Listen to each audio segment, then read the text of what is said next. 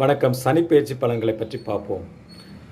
சனியானவர் மேஷராசிக்கு இந்த மாதம் 29ஆம் தேதி திருக்கணித வாக்கிய பஞ்சாங்க பிரகாரம் தன்னுடைய அழகான அற்புதமான லாபஸ்தானத்திலிருந்து ஆட்சி பலம் பெற்ற இடத்திலிருந்து குருவுடைய வீடான விரயத்திற்கு வருகின்றார். விரய சனியாக இவர்களுக்கு ஆரம்பிக்கின்றது.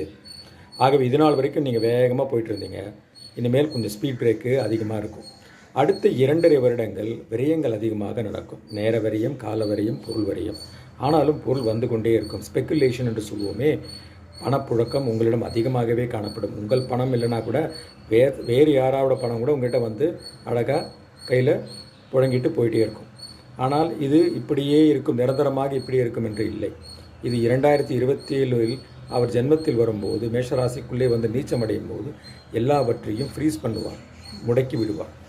ஆகவே அடுத்த 2.5 வருடங்கள் பெரிய பெரிய திட்டங்களுக்கு முதலீடு செய்வது, பெரிய பெரிய ஜாயிண்ட் வெஞ்சர்ஸில் ஈடுபடுவது போன்ற தொழில்களில் ஈடுபடாமல் வேலையில் கூட குறிப்பிட்ட ஒரு நிர்ணயிக்கப்பட்ட மினிமம் ரிஸ்க் என்று எடுத்துக்கொண்டு வேலையில்